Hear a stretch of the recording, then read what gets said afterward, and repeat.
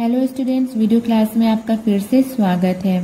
हमारा अध्याय 2 जीव जगत का वर्गीकरण चल रहा है। आज इसका हम भाग 12 पढ़ने वाले हैं। हमारा मोनेरा जगत आपका कंप्लीट हो चुका है। मोनेरा जगत में कैसे जीवों को रखा गया है? जो प्रोकैरियोटिक एक कोष के जीव हैं। ठीक है, मोनेरा जगत में कैसे जीवों को रखा गया था? प्रोकैरियोटिक एक कोष के, जैसे जीवाणु, माइक्रोप्लाज्म और नीले हरे शैवाल। ठीक है, इन सब के बारे में हमने पढ़ लिया है। आज जो हमारा जो जगत स्टार्ट होने वाला है वो है प्रोटिस्टा। आज हम पढ़ेंगे, आज की वीडियो क्लास में हम पढ़ने वाले हैं जगत प्रोटिस्टा के बारे में। ठीक है, तो पहले हम जगत प्रोटिस्टा को समझ लेते हैं। जगत प्रोटिस्टा के बारे में जो थोड़ी छोटी छोटी जो मोटी बातें हैं उन्हें हम पढ़ लेते हैं, समझ लेते हैं, उसके बाद हम आगे लिखते हैं। जगत प्रोटिस्टा में एक कोष के यूकैरियोटिक जीवों को रखा गया है। ठीक है, मोनेरा जगत में कैसे जीवों को रखा गया था? जो प्रोकैरियोटिक थे। ठीक है, जो प्रोकैरियोटिक एक कोष की थे। प्रोकैरियोटिक हमने लास्ट जो हमारे वीडियो क्लास पीछे हैं उनमें हमने पढ़ा भी। प्रोकैरियोटिक जो पुराने किस्म की कोशिकाएं होती हैं जिनमें कुछ भी नहीं पाया जाता, जो इनका जेनेटिक मटेरियल है डीएनए वो ऐसे ही, उसमें कोई आवरण, तो किसी आवरण से घिरा हुआ नहीं होता। ठीक है ना, ठीक, और ना ही इनमें कोई झिल्ली युक्त कोशिकांग पाए जाते हैं प्रोकैरियोटिक कोशिकाओं में। और यूकैरियोटिक कोशिकाओं में जो इनका जो डीएनए मटेरियल है यानी डीएनए है वो एक झिल्ली युक्त आवरण से घिरा हुआ होता है। इनमें झिल्ली युक्त कोशिकांग पाए जाते हैं, जैसे माइटोकॉन्ड्रिया हो गया, गाल्जी बॉडी हो गई, अंतःप्रदव्य जालिका हो गया। ठीक है, ये सब पाए जाते हैं। तो जगत मोनेरा में प्रोकैरियोटिक एक कोष के जीवों को रखा गया है, पर प्रोटिस्टा जगत में यूकैरियोटिक एक कोष के जीवों को रखा गया है। आप कंफ्यूज मत होइएगा। ठीक है, तो किसको रखा गया है? यूकैरियोटिक एक कोष किया, यूकैरियोटिक एक कोष के जीवों को।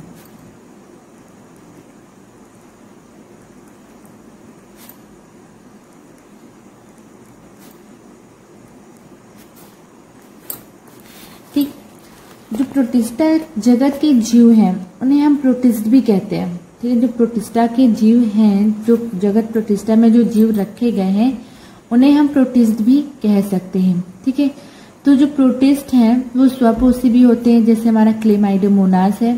ठीक, ये प्रकाश संश्लेषण द्वारा अपना भोजन प्राप्त करता है और ये कहाँ पाया जाता है? समुद्र में पाया जाता है।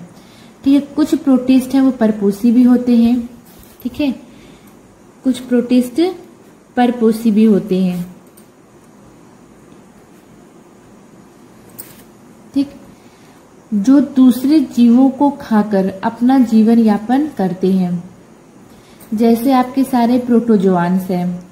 ठीक, कुछ प्रोटिस्ट ऐसे होते हैं जो प्रकाश की उपस्थिति में प्रकाश संश्लेषण करते हैं और प्रकाश की अनुपस्थिति में, जब उन्हें प्रकाश नहीं मिलता, जब उन्हें प्रकाश मिलता रहता है तो वो प्रकाश की उपस्थिति में प्रकाश संश्लेषण करते हैं, पर जब उन्हें प्रकाश नहीं मिलता, प्रकाश की अनुपस्थिति में, ये क्या हो जाते हैं? परपोषी हो जाते हैं, जैसे हमारा युगलीना। ठीक है, तो इसीलिए युगलीना को पौधे और जंतु के बीच की संयोजक कड़ी, बीच की कड़ी कहते हैं, संयोजक कड़ी कहते हैं। संयोजक कड़ी मतलब उनके बीच की कड़ी। ठीक है, तो युगलीना को पौधों और जंतु के बीच की कड़ी कहते हैं। इसे आप याद कर लीजिएगा, युगलीना को। ठीक है, युगलीना याद कर लीजिएगा। बहुत कभी कभी पूछ लेता है कि पौधे और जंतु के बीच की कड़ी कौन है। ठीक है, तो जो युगलीना है वो पौधे और जंतु के बीच की संयोजक कड़ी है। ठीक, तो युगलीना को जब प्रकाश मिलता रहता है तो ये प्रकाश की उपस्थिति में प्रकाश संश्लेषण करता है, और जब इसे प्रकाश नहीं मिलता तो ये परपोषी हो जाता है। ठीक है, इनमें जो जनन होता है, जनन इनमें कायिक होता है, अलैंगिक होता है और लैंगिक होता है। ठीक है। इनमें जनन तीनों प्रकार से होता है। तो ये थी कुछ बातें प्रोटिस्टा के बारे में कि इनमें किस प्रकार के जीव पाए जाते हैं।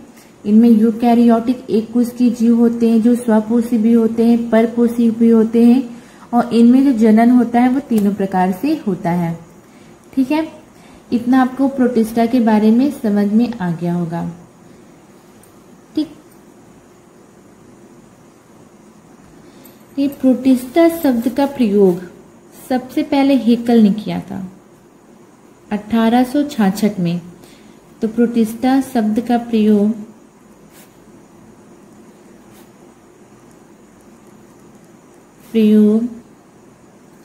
सबसे पहले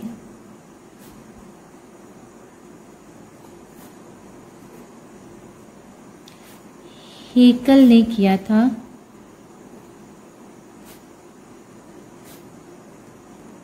सन 1866 में।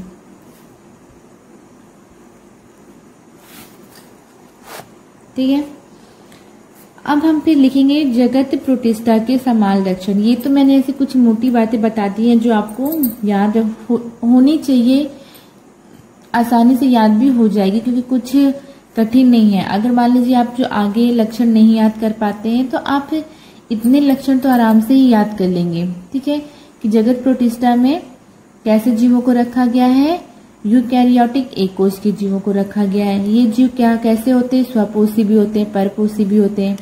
इनमें जो जनन होता है वो तीनों प्रकार से होता है।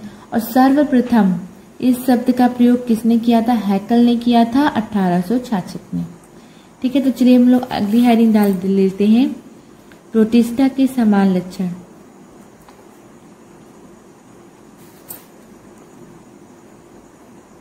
जगत प्रोटिस्टा के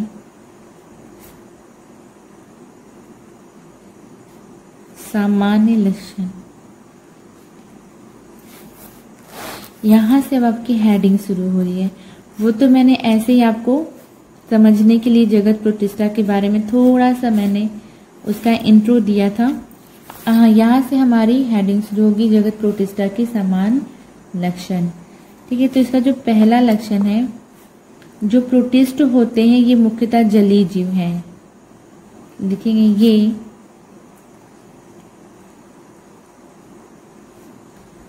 मुख्यतः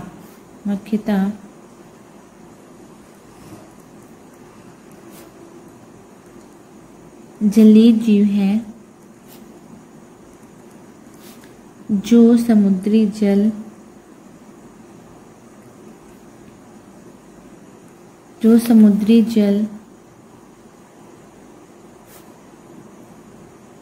स्वच्छ जल तथा नम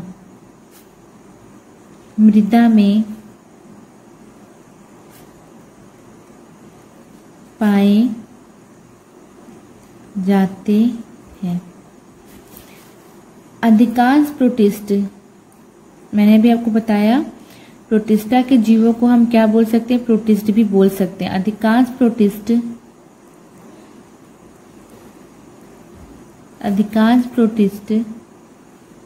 नम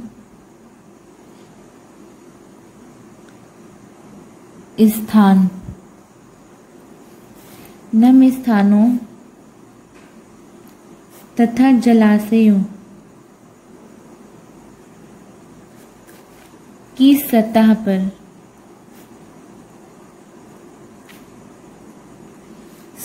पर प्लवक के रूप में पाए जाते हैं।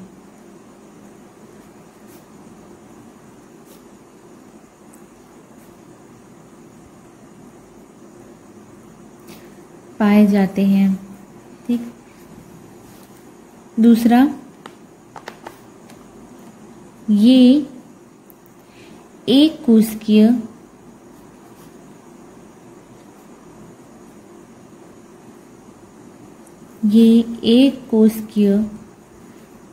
यूकैरियोटिक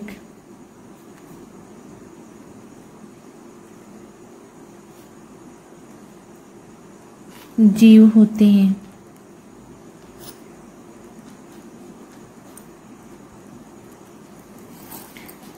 ठीक, तीसरा लिखेंगे इनकी कोशिका भित्ति, इनकी कोशिका भित्ति सेलुलोज की बनी होती है। इनकी कोशिका भित्ति सेलुलोज की बनी होती है। ठीक है, चौथा पॉइंट,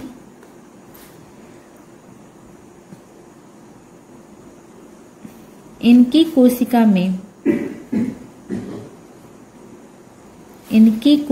में सत्य केंद्रक, ठीक है, सत्य केंद्रक यानी इनका जो केंद्रक है वो आवरण से घिरा होता है। इनकी कोशिका में सत्य केंद्रक, इनकी कोशिका में सत्य केंद्रक झिल्ली युक्त कोशिकांग, झिल्ली युक्त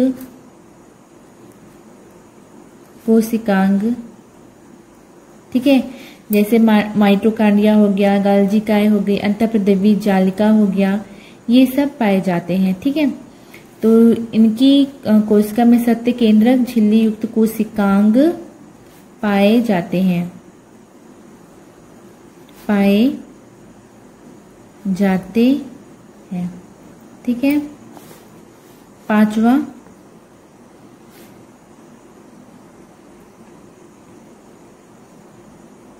इनमें गमन हेतु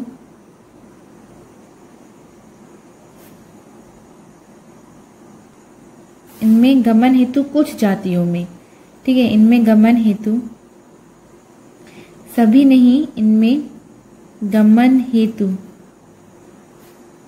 पादाब,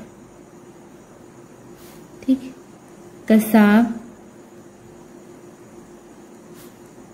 यानी हमारी फ्लैजला आदि पाए जाते हैं, आदि पाए जाते हैं। सभी प्रोटिस्ट में नहीं, कुछ प्रोटिस्ट में। ठीक है, कंफ्यूज नहीं हो जाए आप, ये मत समझिएगा कि सभी प्रोटिस्ट में पादाब और कसाब पाए जाते हैं। कुछ प्रोटिस्ट ऐसे होते हैं जिनमें नहीं पाया जाता, जो अचल होते हैं, चल नहीं सकते हैं। ठीक है,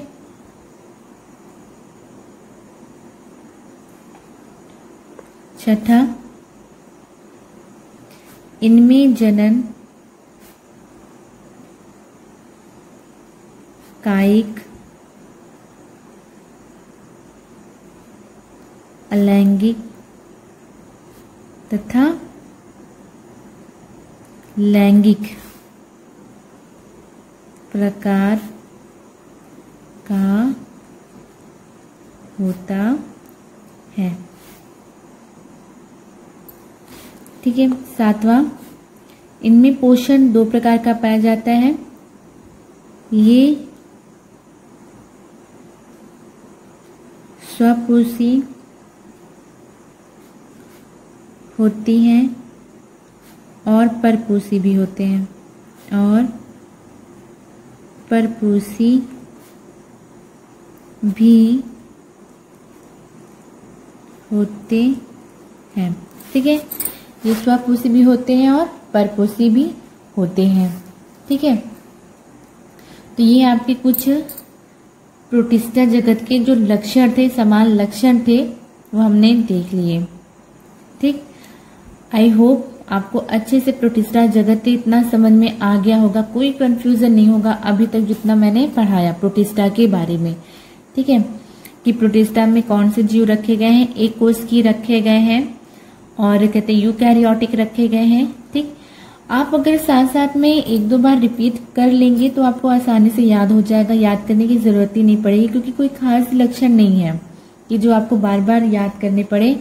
ठीक है, इतने लेंदी से लक्षण नहीं, आराम से 6-7 लक्षण हैं जो आप ऐसे ही पढ़ लिखते ही समय जब आप नोट्स बना रहे हैं, अगर एक दो बार उसी समय रिपीट कर लेंगे तो आपको याद हो जाएगा। ठीक है, जैसे इसमें कहते हैं झिल्ली कोशिकांग पाए जाते हैं। ठीक है, ये स्वपोषी भी होते हैं, परपोषी भी होते हैं। इनमें तीनों प्रकार का जो कहते हैं जनन पाया जाता है। ठीक है, इनमें गमन हेतु पादाब कसाब पाए जाते हैं। तो ये तो एकदम छोटे छोटे से पॉइंट्स है जो आपको आसानी से याद हो जाएंगे। तो ये प्रोटिस्टा जगत के सामान्य लक्षण थे। ठीक, तो प्रोटिस्टा जगत को, जो हमारा जगत प्रोटिस्टा है, इसे 5 समूहों में बांटा गया है। ठीक है, देखेंगे प्रोटिस्टा जगत को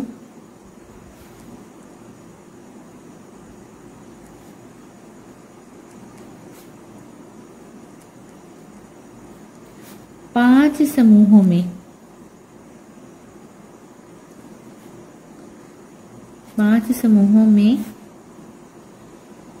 बांटा गया है। ठीक है, यानी जो प्रोटिस्टा के जो जीव हैं उन्हें कितने समूहों में बांटा गया है? 5 समूहों में बांटा गया है।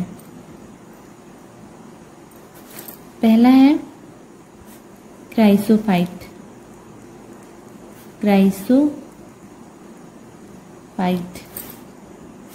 क्राइसोफाइट्स। दूसरा है हमारा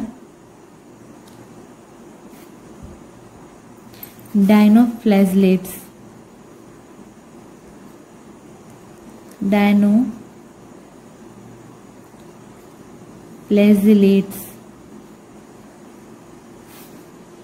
तीसरा है अवयवकवक। इंग्लिश में इसको बोलते हैं स्लाइम मोल्ड।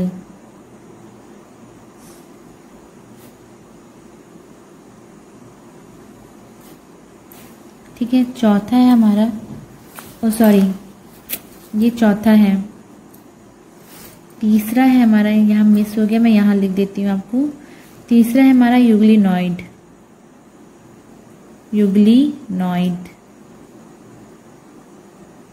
ठीक है,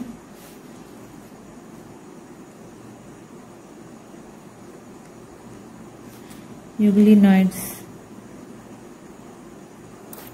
ये हमारा चौथा है। अब हमारा पांचवा है हमारा प्रोटोजोआ।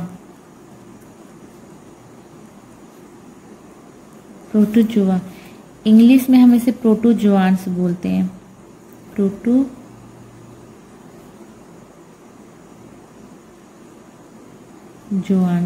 ठीक है, तो प्रोटिस्टा जगत को 5 समूहों में बांटा गया है। कौन से में? क्राइसोफाइट्स, डायनोफ्लैजिलेट्स, यूग्लिनॉइड, अवयवकवक और प्रोटोजोआन्स में। ठीक है, अब हम इन्हीं को एक एक करके पढ़ेंगे। इन सबको और किसी भागों में नहीं बांटा गया, लेकिन प्रोटोजोआ को है, मतलब जो प्रोटोजोआन्स हैं इनको फिर 4 भागों में डिवाइड किया गया है। ठीक है, तो वो 4 भाग कौन से हैं?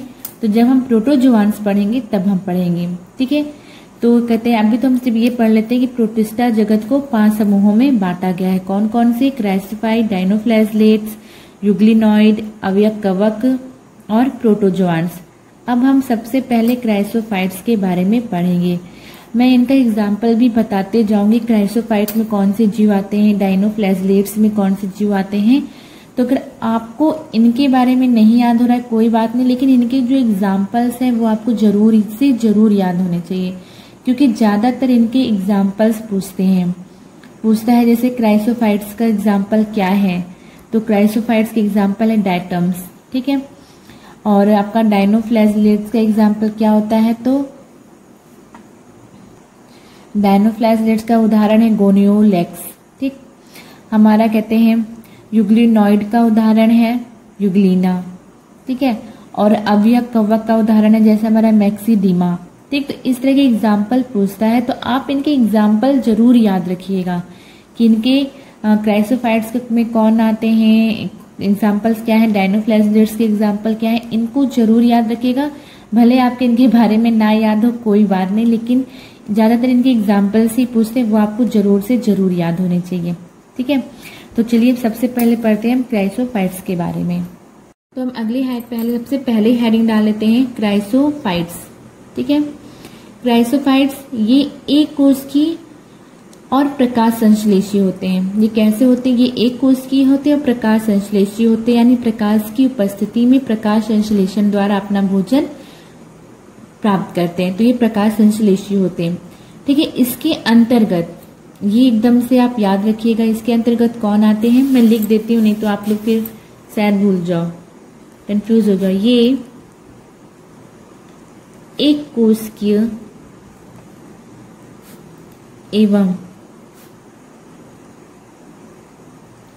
प्रकाश संश्लेषी होते हैं।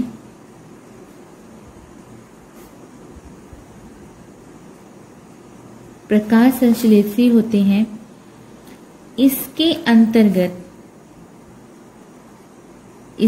अंतर्गत डायटम्स, ये आपको याद रखना है, ये इसके एग्जाम्पल्स हैं। इसके अंतर्गत डायटम्स तथा डेस्मिडस, जिसे हम क्या बोलते हैं, सुनहरे शैवाल, गोल्डन एल्गी भी कहते हैं, आते हैं। इसके अंतर्गत क्या आते हैं, इसे आप अंडरलाइन कर लीजिएगा, डायटम्स तथा डेस्मिडस, ठीक है। इसके अंतर्गत कौन आते हैं, डायटम्स आते हैं और डेस्मिडस। ये इसका एग्जाम्पल है। अगर पूछता है क्राइसोफाइट्स के जीव के एग्जाम्पल, मतलब क्राइसोफाइट्स के अंतर्गत कौन से जीव आते हैं, तो डायटम्स आते हैं और डेस्मिडस यानी हमारे सुनहरे शैवाल आते हैं, ठीक है। तो ये क्राइसोफाइट्स कैसे होते हैं, ये एक उसके होते हैं और प्रकाश संश्लेषी होते हैं।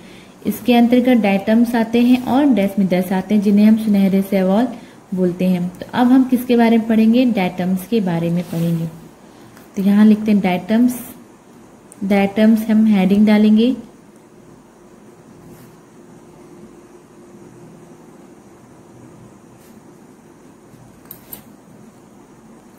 ठीक है, तो डायटम्स क्या होते हैं, ये प्रायः स्वच्छ एवं लवणीय जल तथा नमयुक्त स्थानों में पाए जाते हैं, ठीक है। ये पादप प्लवक बनाते हैं, जो जलीय जंतुओं का भोजन बनता है, ठीक है। ठीक, तो डायटम्स कहाँ पाए जाते हैं, ये प्रायः स्वच्छ एवं लवणीय जल में नमी युक्त स्थानों में पाए जाते हैं। ये पादप प्लवक बनाते हैं। प्लवक मतलब होता है प्लवन करने वाला या तैरने वाला, जो तैर सकता हो, ठीक है। ठीक, ये कभी समुद्र के अंदर, मतलब समुद्र में गोता लगाते हैं, समुद्र में ऊपर यानी समुद्र की सतह पर तैरते हैं, मतलब जो तैरते रहते हो, ठीक है। प्लवन मतलब कि प्लवक मतलब क्या होता है, तैरने वाला, जो हमेशा तैरते रहता हो। इनमें चलन नहीं पाया जाता, लेकिन ये जिधर जल की धारा होती है उधर ये गति करता है, ठीक है। जिधर जल की धारा यानी जिधर जल की जो धारा गति करती है उधर ये साथ साथ ये भी गति करता है। जल की धारा के विपरीत ये गति नहीं करता, क्योंकि इसमें चलन नहीं पाया जाता। जिधर जल की धारा बहती है उधर ये भी बह जाते, इसलिए इन्हें प्लवक बोला जाता है। जो प्लवक मतलब तैरने वाला, ठीक है। कंफ्यूज मत होइएगा कि प्लवक क्या चीज है। तो प्लवक मतलब क्या हो जाए, जो चीजें जल में तैर सकती हैं, ठीक है। तो ये डायटम्स उसी तरह के होते हैं। ये क्या होते हैं, ये पादप प्लवक होते हैं जो जल में तैरते रहते हैं। ये खुद से नहीं चलते, इनमें चलन नहीं पाया जाता, लेकिन जिधर जल की धारा यानी जिधर जल की गति होती है उधर ये जरूर बहते हैं, ठीक है। तो इसमें लिख लेते हैं डायटम्स में ये प्रायः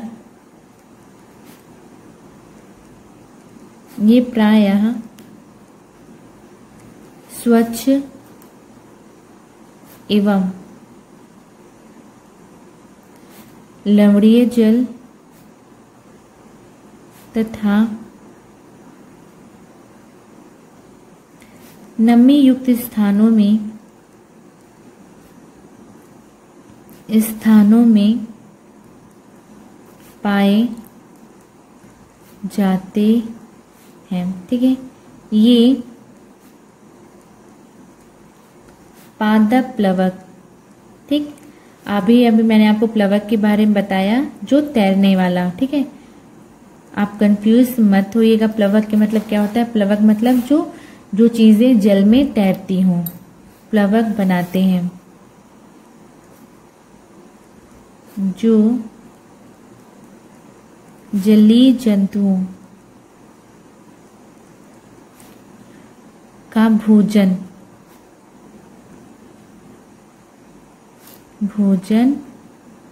बनता है, ठीक है। डायटम्स को क्या करते हैं, जलीय जीव खाते हैं। ठीक है, इनमें प्राय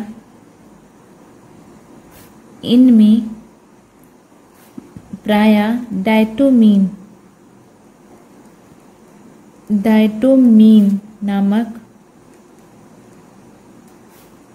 वर्णक उपस्थित होता है और साथ में पर्णहरिम यानी क्लोरोफिल, साथ में पर्णहरिम ए तथा सी। ठीक है, पर्णहरिम पाया जाता है, इसीलिए ये क्या करते हैं, प्रकाश संश्लेषण की क्रिया करते हैं। ठीक है, तो इनमें डायटोमीन नामक वर्णक पाया जाता है और साथ में पर्णहरिम ए तथा सी पाया जाता है।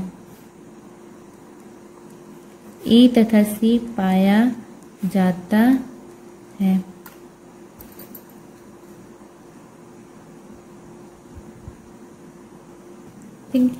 इनका शरीर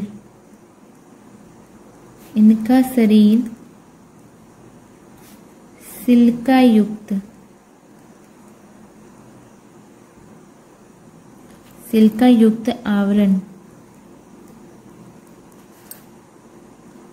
आवरण से ढका होता है। ठीक, यानी इनकी जो कोशिका भित्ति है किसकी बनी होती है, इनकी जो कोशिका भित्ति होती कैसी होती है, सिल्का युक्त होती है, जिसे फ्रस्टूल कहते हैं। ढका होता है जिसे फ्रस्टूल कहते हैं।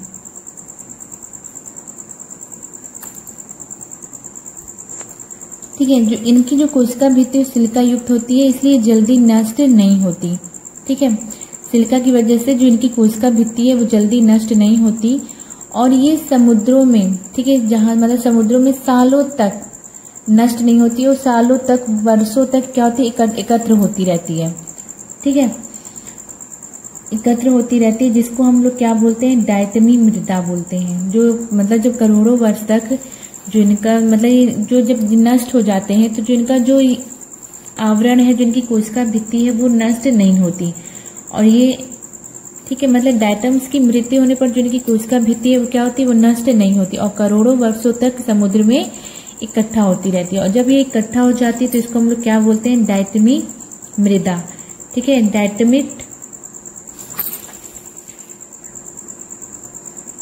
डायटमी मृदा बोलते हैं। ठीक, कंफ्यूज मृदा मतलब पृथ्वी। ठीक है, ठीक, और लिखेंगे इनमें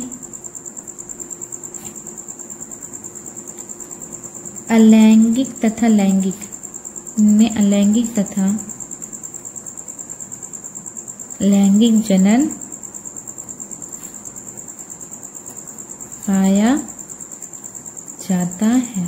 ठीक है, ये हो गया थोड़ा सा डायटम्स के बारे में। ठीक, अब हम लिखेंगे डायटम्स का महत्व। डायटम्स का महत्व, ठीक है, डायटम्स का क्या महत्व है। ठीक है, ये डायटम्स क्या होते हैं, ये प्रमुख उत्पादक हैं। ये समुद्र के क्या है, प्रमुख उत्पादक है। पहला लिखेंगे डायटम्स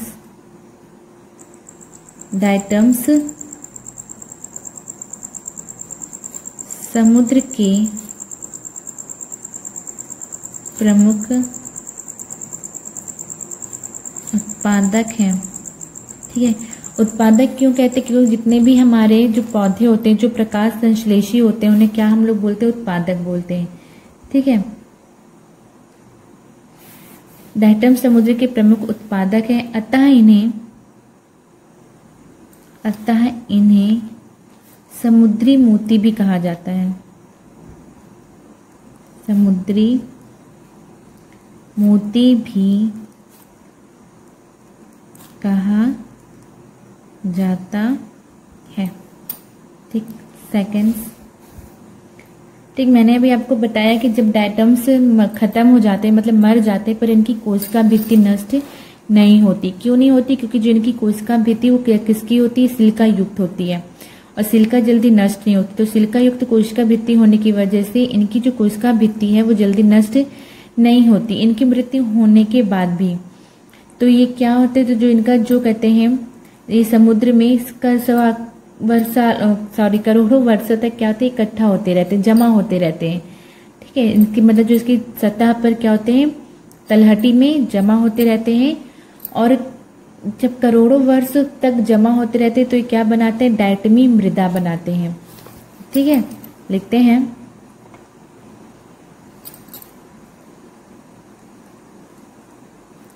डायटम्स की मृत्यु होने के बाद कोशिका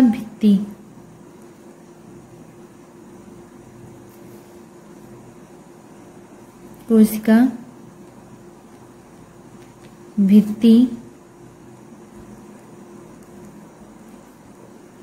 सिलिका युक्त होने के कारण ये नष्ट नहीं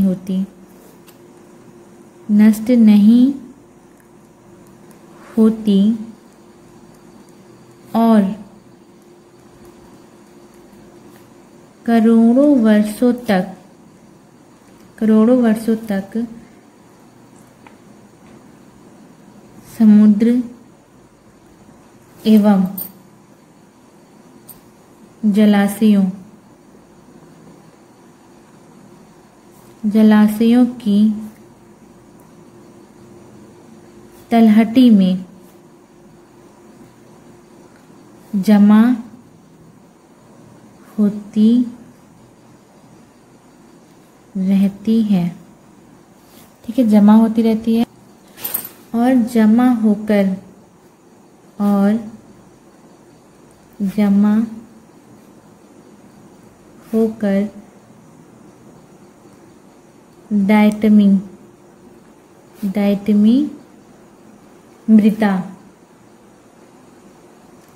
डायटमी मृदा बनाती है। ठीक है, जिसका प्रयोग, इस मृदा का प्रयोग, ठीक है, इस मृदा का उपयोग पेंट, वार्निश,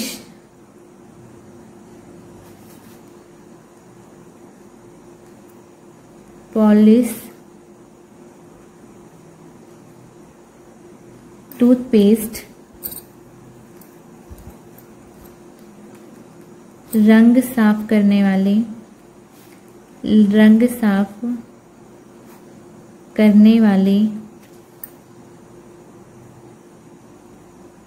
पदार्थों, तेल की गंध मिटाने वाले पदार्थों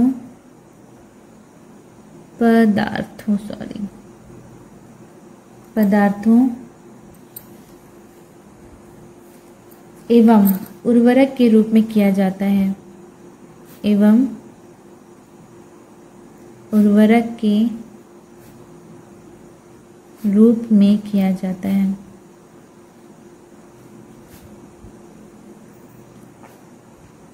किया जाता है। ठीक है, जो ये डायटमी मृदा है, जो डायटम्स की कोशिका भित्ति द्वारा करोड़ों वर्षों, 1-2 साल में नहीं, करोड़ों वर्षों तक इकट्ठा होता रहता है। और जब ये जमा हो जाता है तो ये क्या बनाता है, डायटमी मृदा बनाता है, जिसका उपयोग हम किस में करते हैं, पेंट में, वार्निश में, पॉलिश में, टूथपेस्ट के निर्माण में, रंग साफ करने वाले पदार्थों, तेल की गंध मिटाने वाले पदार्थों आदि के रूप में किया जाता है। किसका प्रयोग किया जाता है, डायटमी मृदा का प्रयोग किया जाता है।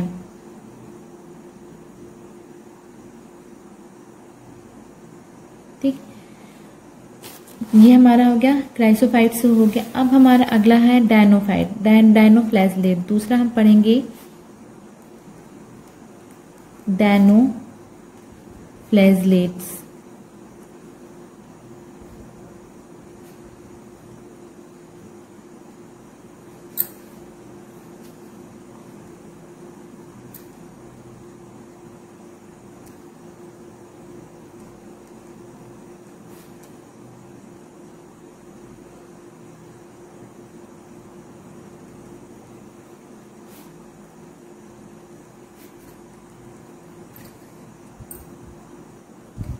ठीक है। तो ये भी जो डायनोफ्लाजेलेट्स है ये भी क्या है, प्रकाश संश्लेषी है। ठीक है, प्रकाश संश्लेषी जीव होते हैं और इनकी 4000 जातियां, अब तक 4000 जातियां पता चली हैं। ठीक है, तो ये डायनोफ्लाजेलेट्स क्या होते हैं, ये भी प्रकाश संश्लेषी होते हैं। ठीक, इनकी जो कोशिका, जो इनकी भी कोशिका क्या है, सेलुलोज युक्त होती है। इनकी जो कोशिका चारों ओर से सेलुलोज युक्त प्लेटों से, सेलुलोज प्लेटों से बने कठोर आवरण से घिरे होते हैं, जिसे हम लोग क्या बोलते हैं, थिका बोलते हैं। ठीक, इनमें 2 कसाब पाया जाता है, जिनमें जो फ्लैजिला होते हैं वो 2 पाए जाते हैं। एक लंबाई की दिशा में होते हैं और दूसरे भित्ति खांचों के बीच में पाए जाते हैं। ठीक है, इनमें जो जनन होता है वो अलैंगिक जनन होता है और लैंगिक जनन भी होता है। ठीक,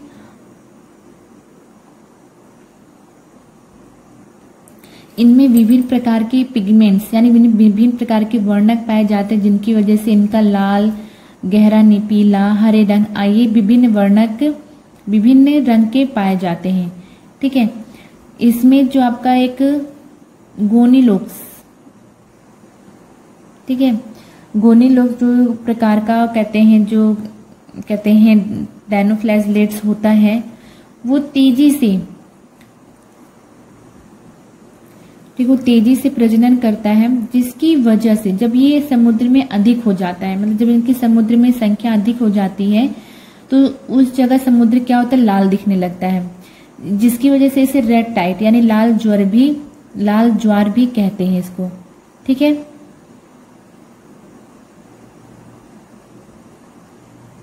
ठीक, इसका जो रेड टाइड उत्पन्न करते हैं उन डायनोफ्लाजेलेट्स को हम क्या बोलते हैं, नॉक्टिल्यूका क्या बोलते हैं, नॉक्टिल्यूका बोलते हैं। ठीक है, तो डायनोफ्लाजेलेट्स के बारे में लिख लेते हैं। ये प्रकाश संश्लेषी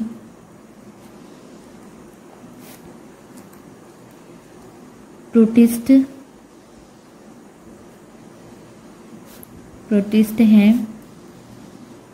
इनकी लगभग 4000 जातियां ज्ञात हैं। ठीक, विभिन्न वर्णकों की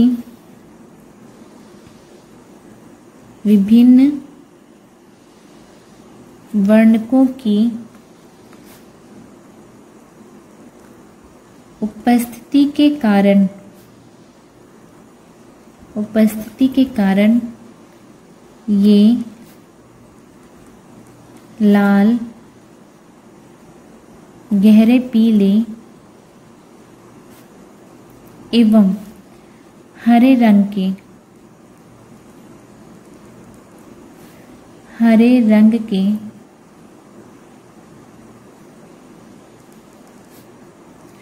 के होते हैं। ये स्वपोषी हैं, यानी ये प्रकाश संश्लेषी हैं, ये स्वपोषी होते हैं, ये स्वपोषी होते हैं। इनमें क्लोरोफिल, पर्णहरिम, इनमें पर्णहरिम ए तथा सी पाया जाता है। इनकी कोशिकाएं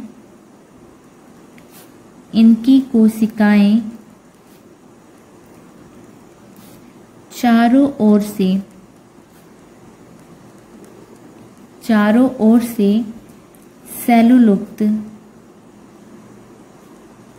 सेलुलोज युक्त प्लेटों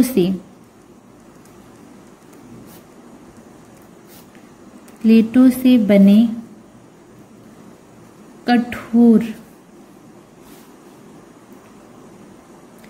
आवरण से घिरे होते हैं, जिसे थीका कहते हैं,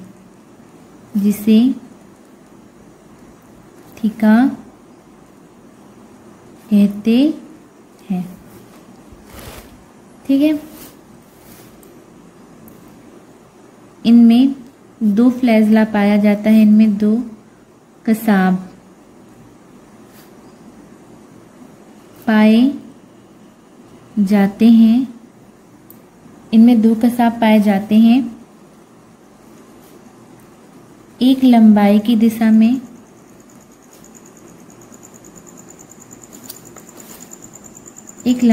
दिशा में होता है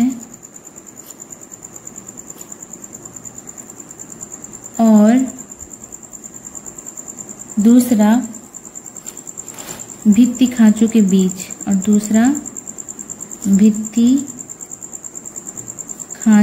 बीच होता है।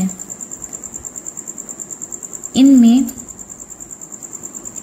अलैंगिक तथा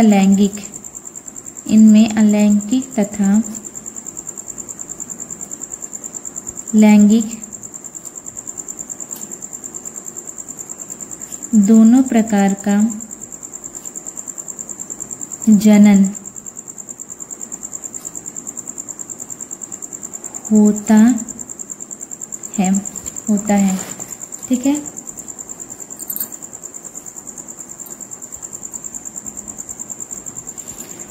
कुछ डैनोफ्लैजलेट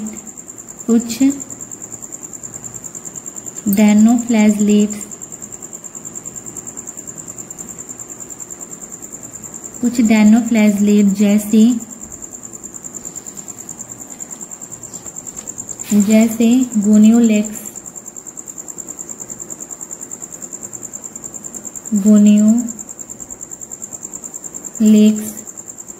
तथा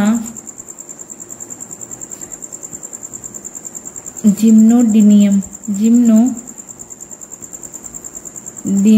तेजी से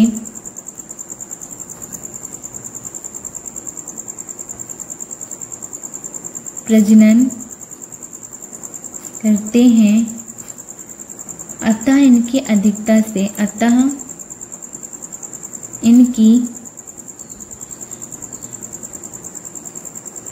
अधिकता से समुद्रीय जल लाल दिखने लगता है, जिसे लाल ज्वार रेड टाइड कहते हैं। कि क्या कहते हैं इसे? लाल ज्वार। मतलब ये जैसे समुद्र में अगर आप देखेंगे ऊपर से, तो जहाँ ये इनकी अधिकता हो जाती है तो वहाँ खून थक्का, जैसे पानी में जैसे लगा खून निकल रहा हो, उस प्रकार से थक्का दिखने लगता है, तो जिसे हम क्या बोलते हैं? लाल ज्वार कहते हैं। ठीक। डैनोफ्लाइज के और भी उदाहरण हैं, इसके उदाहरण हम देख लेते हैं। ठीक है। जैसे ग्लेनोडीनियम, ठीक है, नॉक्टिलिका,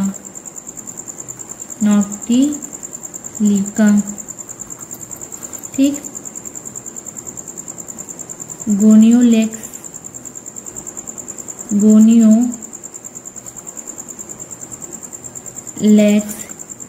कैटेनेला,